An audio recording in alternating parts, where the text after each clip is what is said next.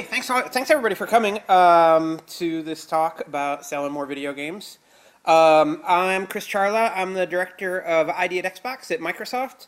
I'll just do a couple quick slides about ID at Xbox, and then I'll talk about selling stuff. This talk is basically structured as a series of do's and don'ts.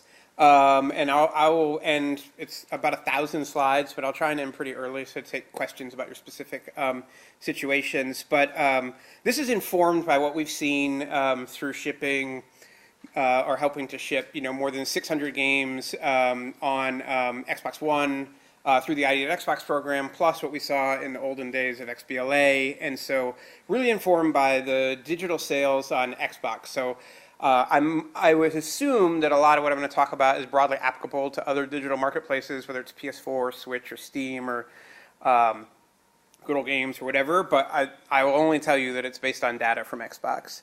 So just a couple quick slides about ID, if you guys aren't familiar with it. We are a program that enables independent developers to self-publish their games on Xbox One and Windows 10 using Xbox Live.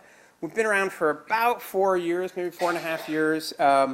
More than 600 games, or around 600 games, have shipped in the program. We've paid out more than $500 million in royalties to developers, which feels awesome because that means that our marketplace has been pretty successful. So we know this is a place where developers can make money, which seems awesome. It says we're easy to work with because I didn't write the slide. I don't know if I should. We're super easy to work with. I don't know. Like, ask your friends who shipped on Xbox if we're easy to work with. I will say that we try to be as easy to work with as possible.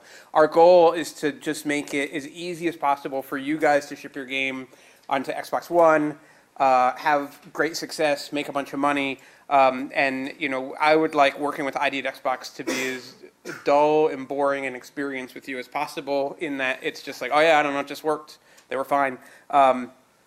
We want to get out of the way. Making video games is hard enough already.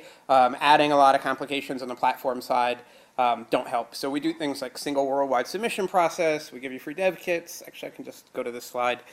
We provide dev support. We provide some promotional amplification.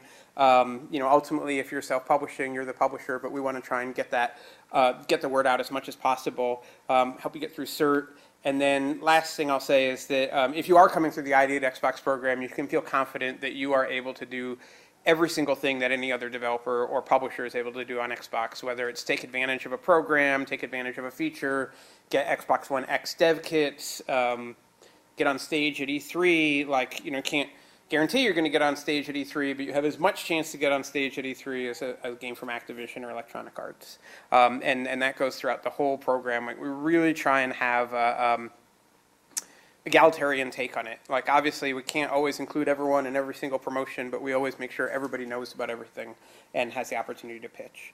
So in terms of do's and don'ts for selling a bunch of games, the first one is really simple. Like, you're independent developers, do whatever you want.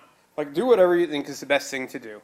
But I will say that as you're doing whatever you want, don't ignore what people are saying, because they can often offer some sort of realistic advice that can help either save you money, save you time, or have a better project and that kind of thing. So all the future advice that or do's and don'ts I'm going to talk about in this talk are based on the assumption that you have a good game. That's up to you. We can't really help with it. I'm sure everyone in this room is going to make an awesome game, so don't need to worry about that. But yeah, these rules are based on games that are good games to start with and how we can maximize their sales. I would also understand that the market opportunity on Xbox One is ridiculous. It's really amazing, and it's also a surprisingly rational market. So the amazing part, I actually have to be a little bit careful about what I say here, because there's a lot I want to say that is not public information that I can't really say outside of NDA. But I did mention that developers have generated more than $500 million at retail, and I'm pretty sure we've paid more than $500 million out in royalties to developers, which is awesome. I'll also say we're seeing some really awesome things in terms of marketplace sales. So we all know video games are a hit-driven industry, like most entertainment media, and so there's a lot of games that come out, just like a lot of books that come out, or movies that come out, or songs that come out, that just don't move the needle significantly, right? And video games are no different, and Xbox is not magic there compared to other video game marketplaces. And then there's also games that come out that are, just the black swans, the unicorns that, immediately do tens and tens of millions of dollars in business. And it's difficult to plan to have one of those. I mean, I think everyone would love to have one, but I don't think skill necessarily gets you those. I think there's just a lot of luck. But that space in between, sort of like didn't perform and performed so ridiculously that you can't even really think about it as something that's obtainable,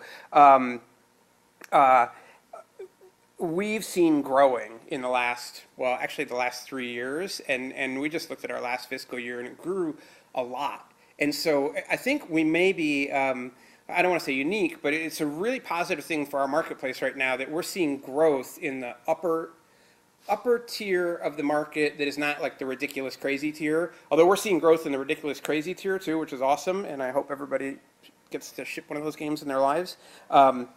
But just that sort of upper middle class of games, we're seeing grow like, we saw it grow like 3 times in our fiscal 17 versus our fiscal 16.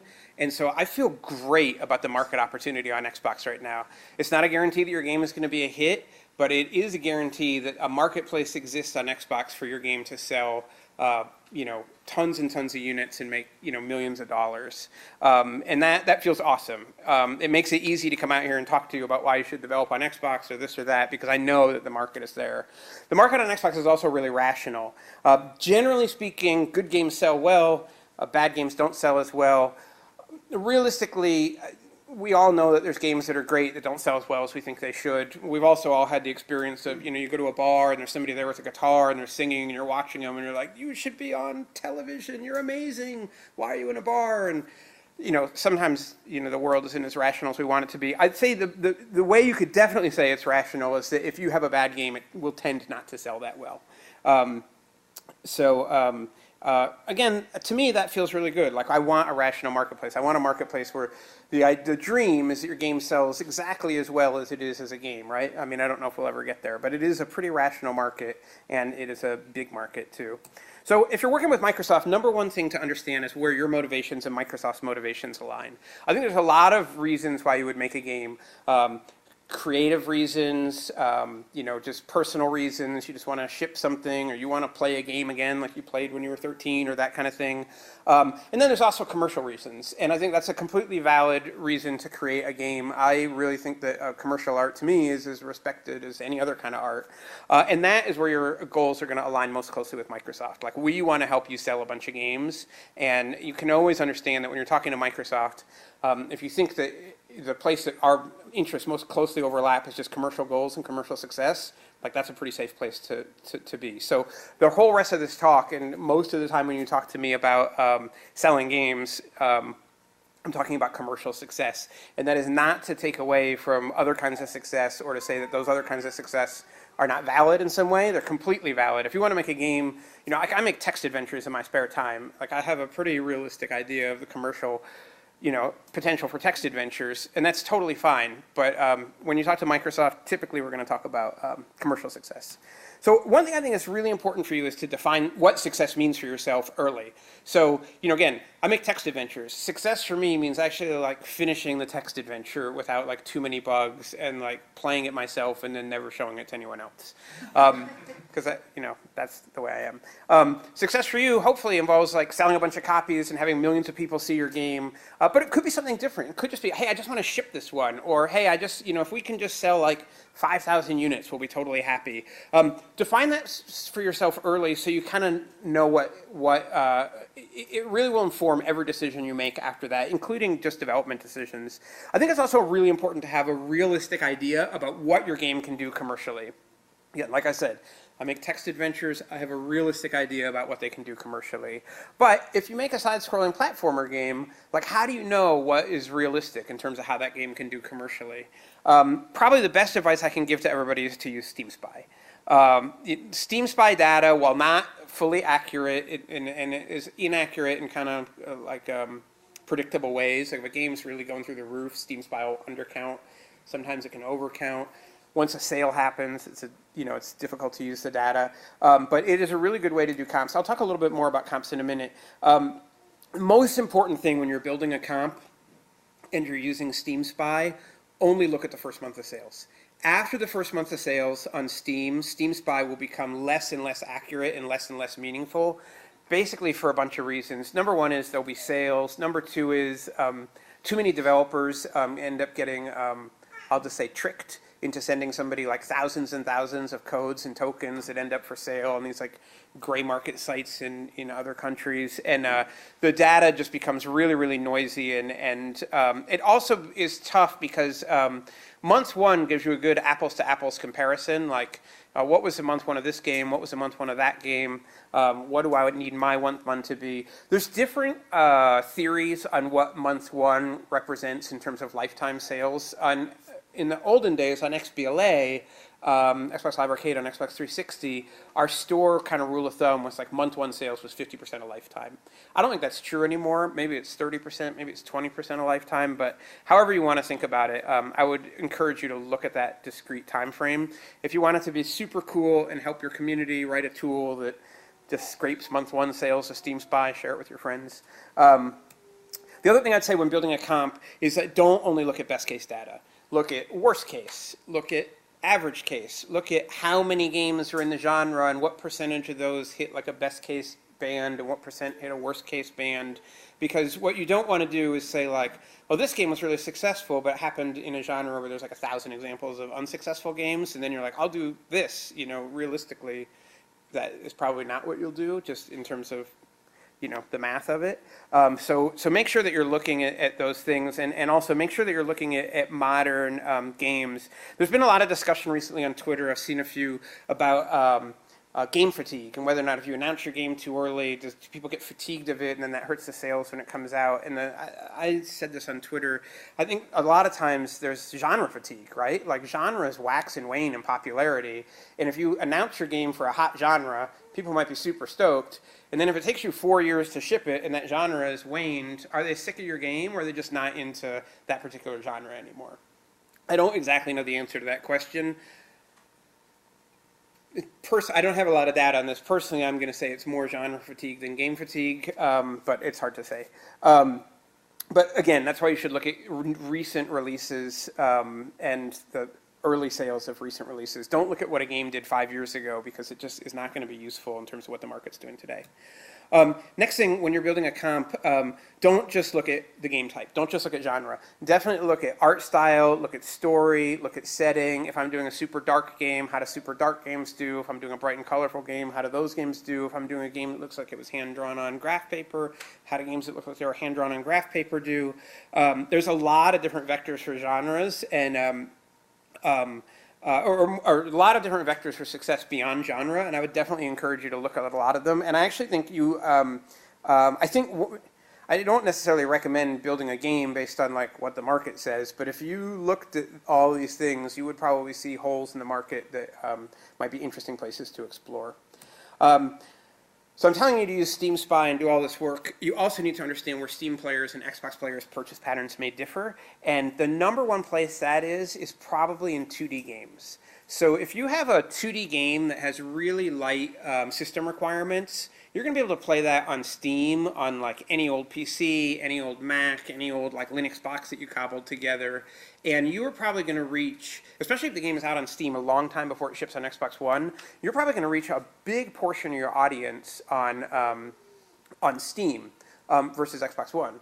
If you're working on a 3D game, even a really basic 3D game, all of a sudden you're just eliminating swaths and swaths of laptops that can run that game, and all of a sudden those people, you're probably going to hit more of your addressable audience on Xbox. So again, this is not a hard and fast rule. I can tell you that like Stardew Valley is done super well on Xbox, and so there's no hard rules here. I'm just kind of throwing that in there as something to kind of consider. The next thing I think is really important, and maybe one of the most difficult things to do as a game developer, is to solve for release date throughout development. Like, you want to know when you're going to release the game. Like, I don't care if you don't know what year you're going to release the game. You should know what month you're going to release the game from the day you start working on it. It's really important, and I'll get to it why in the next slide. And it's something I should probably put the slide later. I apologize, but it's something you should be thinking about the entire development. When is this game shipping? And why will be in 2 slides. So, I'm a bad slide maker. Try and ship in the first half of the year, it is the least crowded. Now there's an asterisk there, and the reason the asterisk is there is because this advice, and we give advice on when people should release all the time, and one of the things that we're realizing now, looking at just the very latest data, is that like there's no one-size-fits-all answer to this question. So this advice is going to be for a game that does not have broad brand recognition. So if you're releasing a game, so I'll show you this chart next. This is just average number of ID at Xbox releases per month, and you can see it peaks in the late summer, and then the first half of the year is pretty light. So I'm gonna go back here for a second, or I don't know, it doesn't matter. I'm just talking. But here's the thing: if your game has really great name recognition, you can ship whenever you want. Okay, like if your game happened to be called Call of Duty, you can ship anytime you want. And if your game is, and I'll use Cuphead as an example. So Cuphead violated almost every rule of release guidance that we give. It released in late September as a 2D game at a time when all these AAA, retail blockbusters were coming out, Destiny was coming out, everything like that, and it blew the doors off. It's been incredible success both on Steam and on Xbox. It's fantastic. Like those guys worked really hard and have been super well rewarded, and that's awesome. Why was it able to succeed at a September 29th launch date, which is a date I would encourage all of you to stay away from? It's because it had incredible name recognition. Because they accidentally announced it too early or on purpose announced it too early and spent 4 years building the name recognition and building anticipation for this game. The fact when it finally launched, it was something that was already just well known in people's heads, and so they didn't have to. They had to let people know when they were shipping, and they had to convince people to buy the game, and it had to be a good game, and it had to get word of mouth and all those kinds of things. But they didn't have to let people know that Cuphead existed as a game. If your game is not in the fortunate position that Cuphead was, where you're working on both building recognition of the game itself as well as building recognition of the fact that it's coming out and everything else, I would focus in the first half of the year. I just think it's a better time to focus. If you look at August and September, those are two of the most crowded months that we have. And I can tell you, we make a bunch of money. People buy a bunch of games in those months, but so many games come out that it is really hard to have a big piece of the pie in those months. So I would really encourage you, if you're working on a new title, if you're working on a title that doesn't have all the name recognition just yet, think about March, April, May as times when you really can have maybe there's only 3 games released that week and you're one of them. Maybe there's only 1 game released that week and it's yours. That's how you're going to maximize promotion. I talked about this a little bit, and this is something we worked on really hard actually with Cuphead, is release date awareness. So once you have your release date, you need to make sure everyone in the world knows the day your game is coming out. And we have some data on this back at the office, but basically if somebody knows your game, they've seen it at PAX, they've seen it here, they've seen it there, they've seen it on Twitter, they like it, they're kind of into it. The second you can announce a release date and say, hey, my game's coming out on this day, they make the purchase decision right then. The money mentally leaves their wallets right then, and they're I'm going to get that game. And Cuphead, we announced the release date on stage at E3 for this exact reason. We wanted people to know when the game was coming out, and the second you have your release date set, tell the world, tweet about it till you're blue in the face, tweet about it till you're losing followers, don't stop talking. I mean, for real, don't stop talking about that day, because what you want is that when whatever day it's picked, August 18th or whatever, the person wakes up and they're like, what was I doing today? I know I need to do something today, and then they get on Twitter and they're like, oh yeah, that game came out, bye, and it's really, really important, and it actually helps even with pre-orders too. I think it's really, really important. Release date awareness is probably one of the lesser known things that are a factor in terms of selling games. Probably a lot of people in this room have had the experience, I definitely have, and it's sort of painful, where you meet someone and you're like, oh, I'm working on blah, blah, blah, and they're like, oh, when's that coming out? And you're like, it came out last month. And I'm like, oh, and you're just like, oh, it's the worst. Get that release date awareness out there. On Xbox One, you're really not supposed to announce your release date until you're through certification. try not to get stalled in certification. Like we're not going to get mad at you. We're going to help you get through cert. If it takes however many passes, we're going to help you get through cert. We're not going to charge you money. We're going to be super cool about it. But the longer you're stalled in certification, the less time you have between cert and launch, the less time you have to talk about release date awareness, the less time you have to focus on that last minute promotion, the more you're just stressed about the details of shipping. And it really just like starts to reduce your choices, and it sucks. So please think about cert early and try and come in early. Next, listen to advice on release dates, please, pretty please. Like I said, we're always happy to talk about release dates, whether it's month of the year, and that, our guidance on month of the year changes. We used to tell people like never release in December, and then we discovered that there looked like there was this interesting little gap in December where sort of towards mid-December, people are kind of shutting down for work for the year, and if they've asked for a box software, it's probably as a gift, and so they can't buy it themselves because somebody probably already bought it for them. And so they're maybe home from school, kind of done with work mentally. If there's a piece of box software that they didn't buy in September, October, that they're getting it a little bit later, and they're like bored, and they just buy digital software like crazy. And so Arc released in that time frame, Astroneer released in that time frame. It's been a good time. Now everybody knows about it because one of the hallmarks of our program is we're pretty transparent. I'm telling you guys all about it, so maybe it's going to get too crowded. But our advice on release date is always based on data, and it changes a lot. We will also, if we know a big game is coming out, we'll tell you not to ship. We won't tell you what the game is unless it's been publicly announced, because we keep that confidential, but similarly, we wouldn't tell somebody else your game was coming out if you have a big game.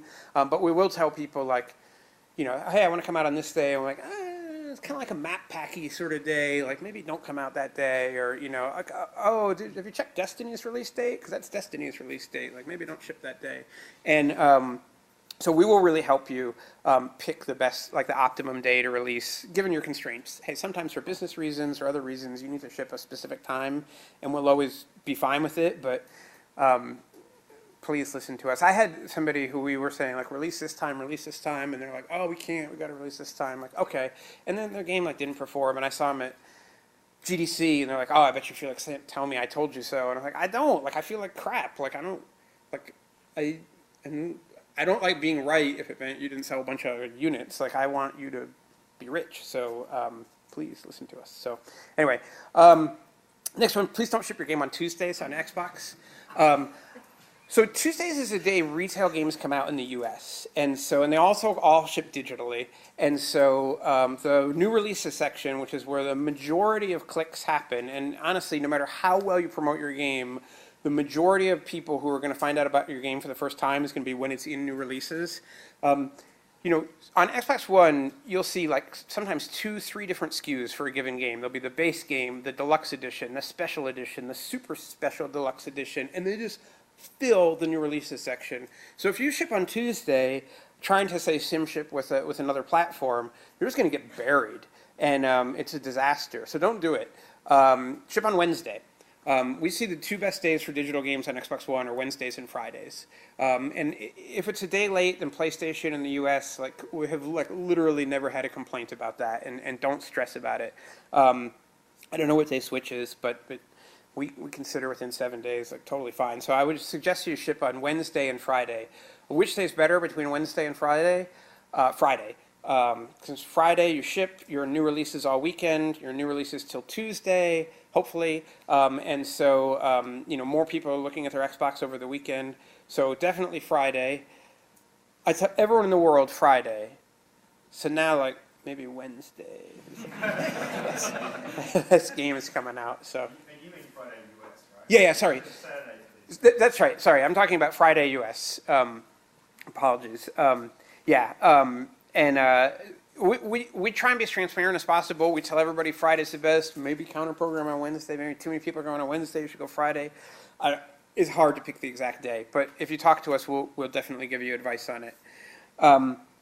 Another piece of advice that sometimes seems counterintuitive is please don't try and counterprogram against a big release. I talk to people all the time who are like, hey, we're going to come out on this day, and you'll be like, hey, Destiny shipping that day, and they're like, oh, our game's not like Destiny. Well, there's a couple reasons why that is not like a good answer.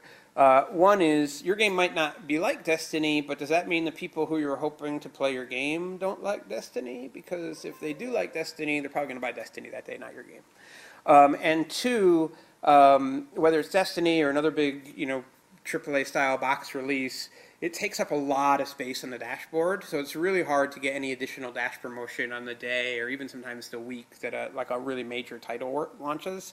I can't think of, they may exist, but I really can't think of any examples where counter-programming against a big release ever did anybody any favors. It's something that this and launching like on the day of E3 or at PAX are things that like seem like awesome ideas and just aren't. The problem with launching during PAX or E3 is that on E3 day, everybody's attention is focused to like streams about what's happening at E3, and they're excited about games, but they aren't like excited about playing a specific game.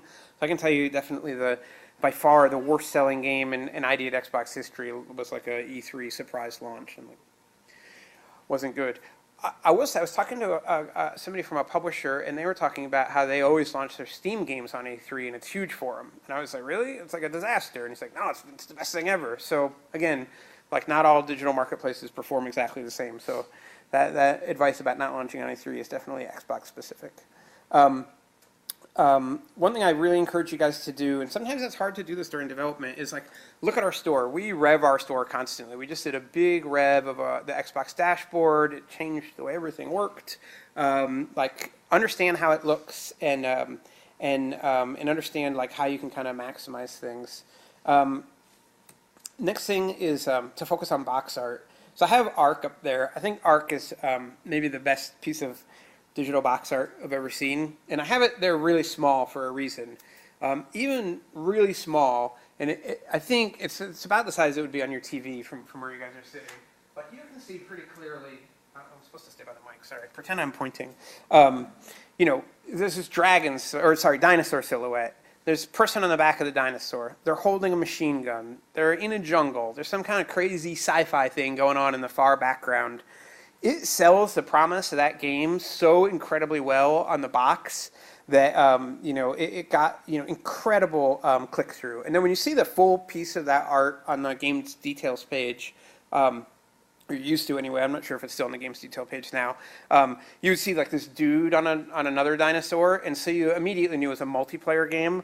And it just, the lesson here isn't to put like dinosaur in your box, although might work, but really think about how the box looks. Think about how the box looks from far away. Like, please do not design a box that looks awesome on your monitor at 20 inches away. Like, think about what the box looks like 10 feet away, and it's only like this tall. And really think about. I'm not going to tell you what to do, but like think about iconic elements. Like look at the store, look at how boxes look on the store. Make sure you have something that is compelling and also stands out from far away. If you're doing a launch trailer, really focus on making it awesome. It's going to autoplay in the store right now. As soon as somebody goes into the game, it will just start playing in the background. Don't do live action. I mean, I guess you can do live action if you want, but it really does not move the needle. In fact, data shows people don't really like live action. They just want to see gameplay. I think in the promotional text for this talk, I said I was going to talk about where you could lose 25% of your sales in like one bad decision. It's screenshots. So when somebody clicks the box, they then go to the game details page, and then the next click you hope they make is purchase. And there is not a normal relationship between click-throughs of the box to click-throughs to purchase. Basically meaning you can either gain or lose like a lot of purchases based on what they see on the details page. And largely what they're going to see on the details page is your screenshots. And you need to focus on the screenshots. I mean, again, you should do whatever you want. My advice is that you should focus on your screenshots as much as humanly possible. And the real danger here is that by the time you're uploading your screenshots to the Xbox backend, it's late in development. You probably just really want to be done with the game. You're really tired. You're really stressed out. There's 600 things else on your to-do list. And the temptation to just be like, and like take four screenshots and upload them is like super, super high. And that will just like kill your sales. It will really hurt the number of people who click from looking at your box to buying your game.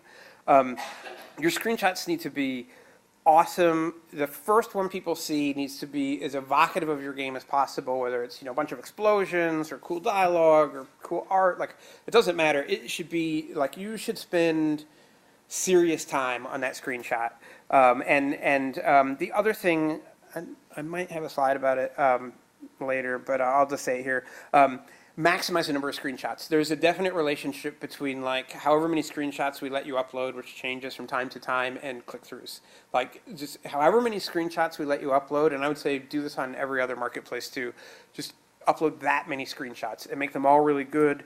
Please don't ever put a UI screen or a credit screen or the start menu in the Xbox Store screenshot. Like you have, I think right now it's 8. You have 8 opportunities to sell your game with screenshots. Like make every one of those games sell your game. Like no one has ever bought a game because they're like, oh, the way it says start, that's like such a good font. Like no, you know what I mean? Like and just think about yourself as a game buyer. Like, you know, like who cares about the start screen? Like I'm just gonna hit buttons till I'm playing. So please don't ever do that.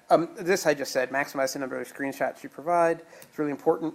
Don't use auto-translators for your store data. It's a disaster. Like all it does is make people who speak a different language than you like hate you because they know you used Bing Translate or whatever. Just don't do it.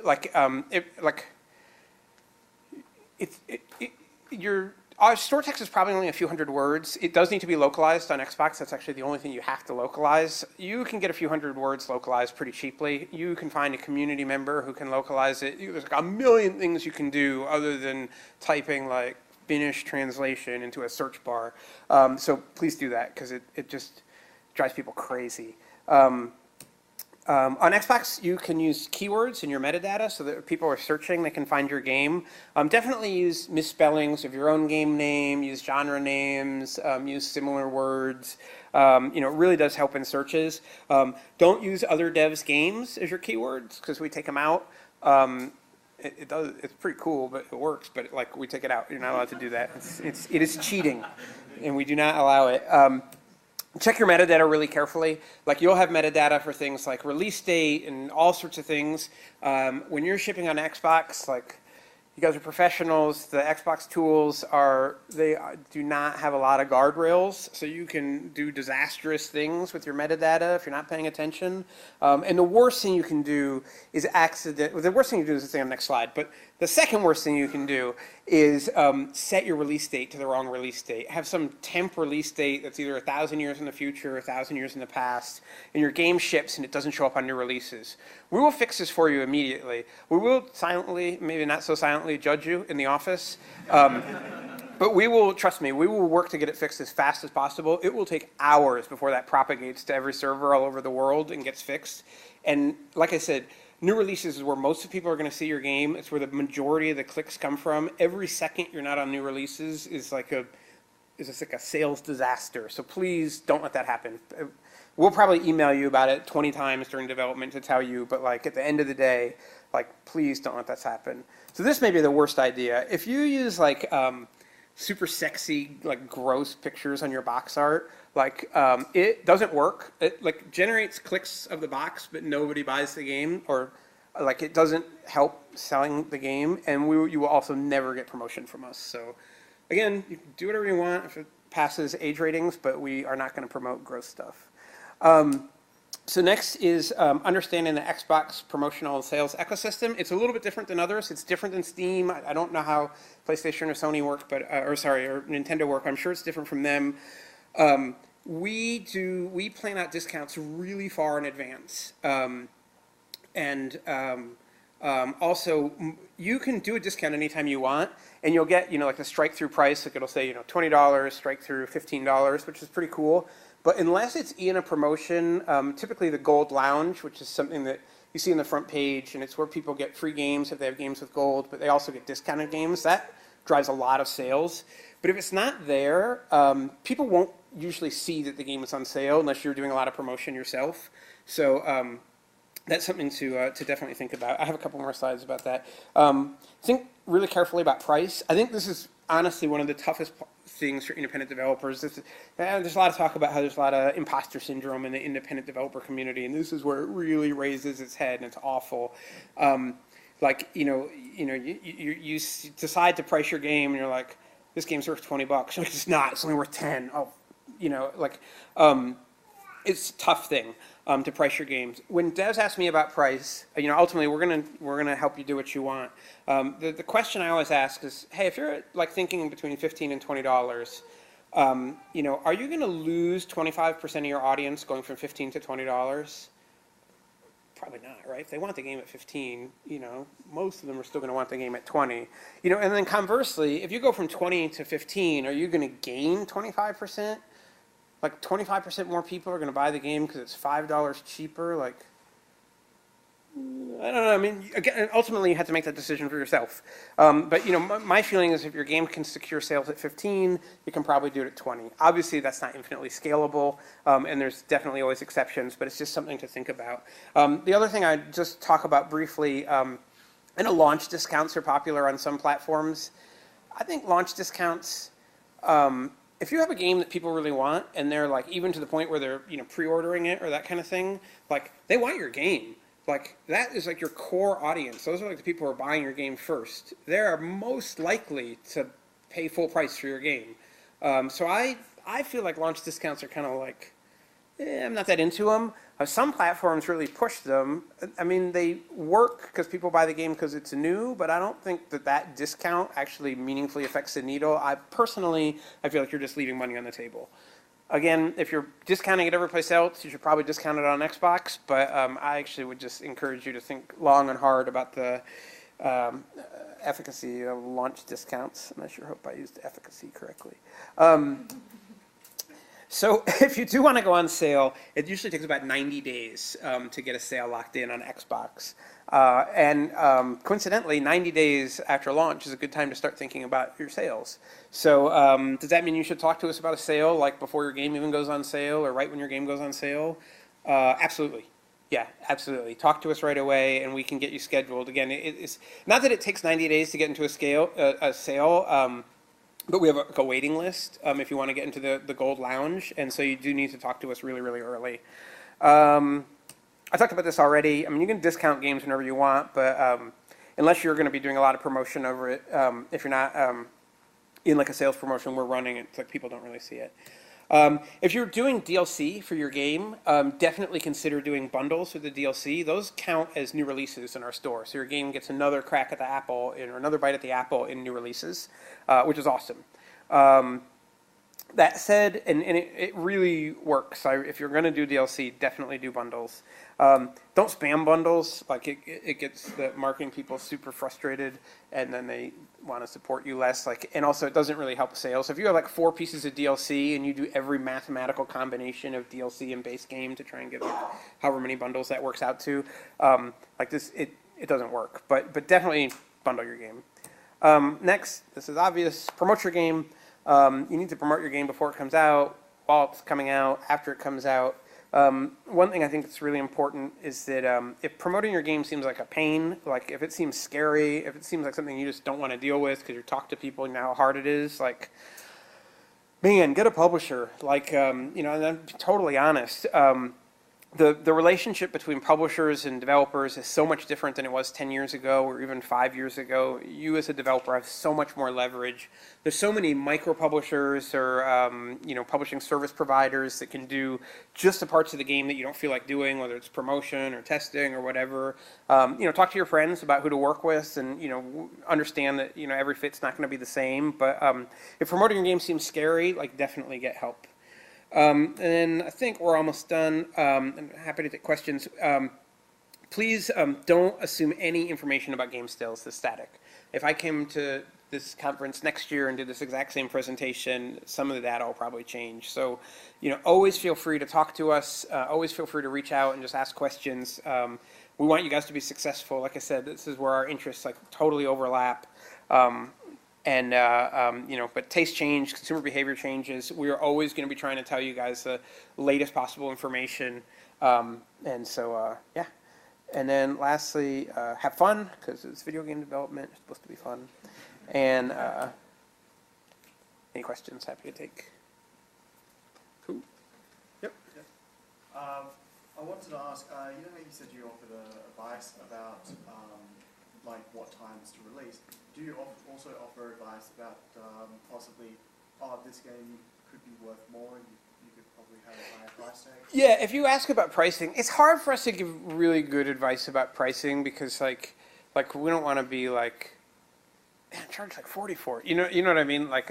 But we will tell you. I'll tell you right now. I feel like the baseline price right now for a good independent game is $20. If you're charging less than $20, there should be a reason you're charging less. Either it's really small game or that kind of thing. By saying $20, you mean $20 US? Sorry, $20 US. Yeah, I'm a total US chauvinist. Sorry, I apologize. Yeah, $20 US, and that corresponds to a price tier that would be different prices, different places. But yeah, 20 US. Yeah. Yeah. Do you have any comment on the trial system in relation to indie games? Oh yeah.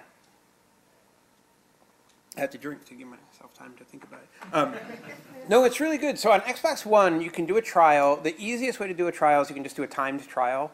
There's two cool things you can do with trials. One is if you do a pre-order, you can do a trial during the pre-order, so people can download the game and actually play the trial period, which is, you set the time, but it's usually about an hour, even before they decide to buy it.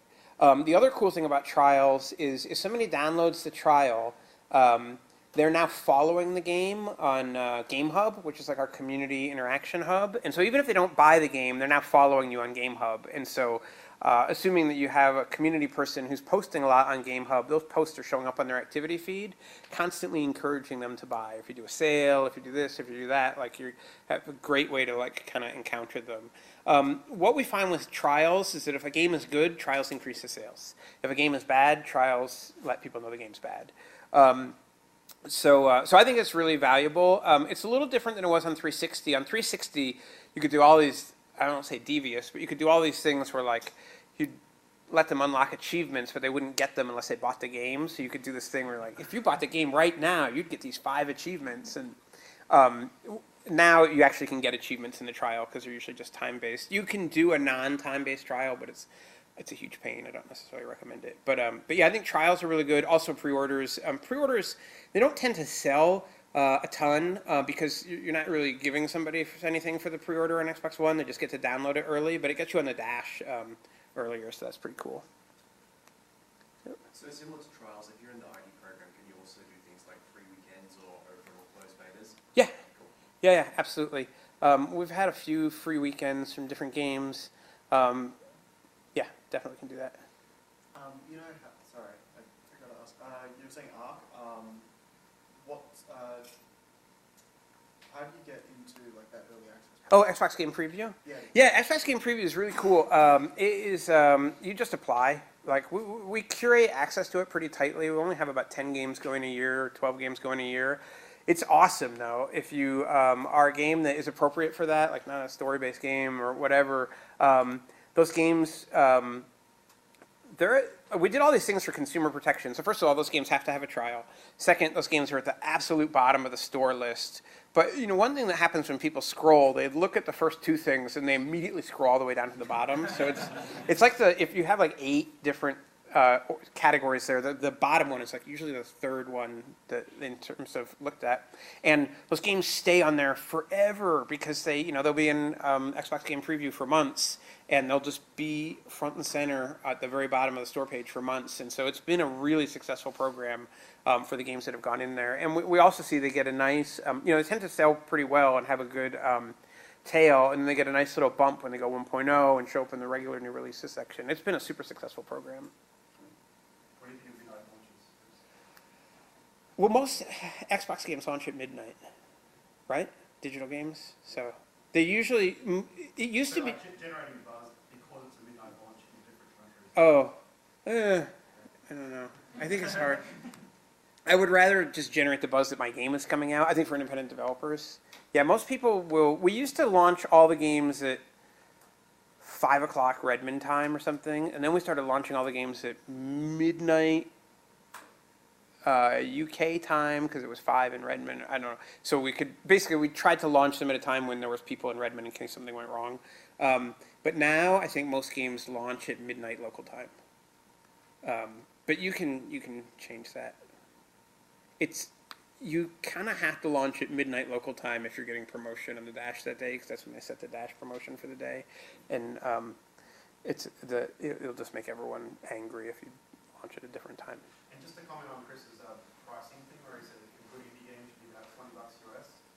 Retail for like a full price game in the US is about $60. Just to give you a comparison. So think about it, Aussie prices. You know, like what a game's now, $100 or something. Yeah. So. Yeah, and sorry, and I don't know what I apologize for my ignorance. I do not know what the pricing comparisons are for digital games here right now. So sorry about that. Yep. Have you got any stats on how much becoming a universal Windows app, being on Xbox as well as the Windows 10 ecosystem, how much does that increase your sales generally by, and what's the percentage breakdown? I don't have any stats on that. I would say the biggest benefit for that right now is that it makes people at Microsoft really excited, and so the chance that you're going to get additional promotion really, really goes up. Yeah, I'd say. I'm a Windows guy, so I get very excited. Yeah. Yeah, so that's the other benefit right now is that if you're a UWP, Universal Windows Platform game, when you ship on Xbox, you go through the Universal Dev Center, which means you can use IARC for your ratings. You can get all your ratings for free. If you're doing a traditional it's not called that. If you're doing a traditional Xbox app, it has some initials I can't remember. You can't go through IARC, right? Or you can't go through Universal Dev Center right now, so you can't use IARC. Although that'll be changing soon, so you will be able to go through Universal Dev Center and use IARC. But it is one dev center if you do Universal. So you publish once, and check the box to say Windows, check the box for Xbox. Yeah, it's amazing. Yeah. HoloLens, like whatever. Yeah. Do you know on the technical side of that how much extra work is required for that implementation? Is it meant to be as seamless in terms of like the cloud saving and all those Yeah, achievements with those systems? it's certainly meant to be seamless. But probably, it depends on the game. Like, it's sort of varies game by game. If you're an Xbox Play Anywhere title, it will be a shared progress as well. Yeah. That's another option that's really cool between the console and Windows. Yep. Does region-specific pricing, is that automatic, or do you need to manually sort of set your US price, your Australian price, your Mexican price, your each of those? The Universal store you set up. Yeah, I can't remember if you set a tier and then that tier. I think on Xbox you will, if you're not going through the Universal Windows app, you set a tier and that will automatically tell you what the prices should be in every territory, and then you can override it on a territory by territory basis. On the old Xbox Live indie games, we saw sales shoot up by about 10-fold when we had multiplayer. Does that multiplayer have the same kind of sway on Xbox One? That's a good question. It is not something we normally look at, so I can't answer off the top of my head. But certainly our best-selling games in the program, by far the best-selling games in the program, are all multiplayer titles. Yep. Regarding certification, is it sort of like a blanket time period with almost all games, or if you've got a very small game in scope with like zero translation and all these other things, is there a chance that could be much sort of time period to get from start of certification through? They have what's called an SLA, which stands for Service Level Agreement, which is how much time they're going to take to get it back to you, and they'll tend to always be inside that SLA, and there's so many factors that go into how long it can take, like in terms of time of year and everything like that, that I can only say it'll be inside that SLA. Like sometimes it's really, really fast, and sometimes it's like inside the SLA. Good. Yeah, I was going to ask about non-durable DLC, like consumable items. All right, yeah. Yeah, I see that happening a lot with the AAA titles. Our durables are going really well as an indie game on Xbox, but considering, is there an appetite for that with indie games? Yeah. Yeah? So Yeah. That's accepted. by most. Consumables as well as durables, yeah. Yeah. Yeah. And I would say on Xbox generally, as compared to PC, the like uptake rate of both durables and consumables compared to base game sales is like really high compared to what you would see on PC. Wow. And I don't know why, but And to give you another example on that, on the Windows Store, Yeah. 90% of all Windows Store revenue is games. 80% of that revenue is all in-app purchases. Yeah. Consumables and durables. So yeah, the one piece of advice I'd give, if you're going to have either durable or consumable purchases in the game, you don't need to do a full in-game store, but if you have a place in the game where it's obvious that, you know, hey, get more skins or whatever, and you click there and it shows you a list, and you click on the, you know, the list, you don't necessarily have to do the transaction there. That can just be a deep link to the store, which will just link straight to the store. That really increases sales over people having to go to the store independently and just find the stuff. Fantastic. Yep. You were mentioning genre fatigue before. Like, where would you say the genres at the moment, and also like if you've been making a game for the past 2 years, and then you realize, oh, I'm about to release it at the wrong time. What would you recommend for those indies? So to answer the second question first, I would release the game. Like, you know, I think it's so hard to time the market. Like, I think it's almost impossible. If you look at the people who happen to bring out the game right at the moment when the genre was like going, you know, like this, they didn't plan that. They just, I mean, I don't know, like they were lucky, right? So I would just, you know, if I'm working on a game and it's finished, I'd release it. In terms of like what genres are doing good or bad right now, it's really hard for me to answer that question because it does change pretty quickly, and I don't want to give an answer where I'm basically answering what genres were hot, you know, 4 months ago. I would, you know, I would look, honestly, I'd look at Steam Spy and see how things are doing, and then see. What I usually do is like I look at what's hot on Twitter. Like I follow a pretty broad, you know, variety of game people on Twitter.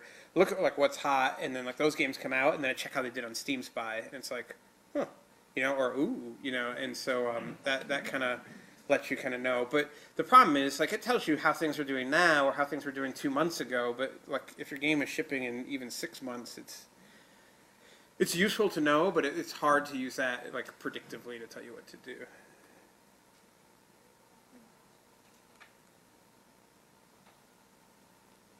Cool. No more questions. All right. Thanks for that, everybody. Thanks for coming.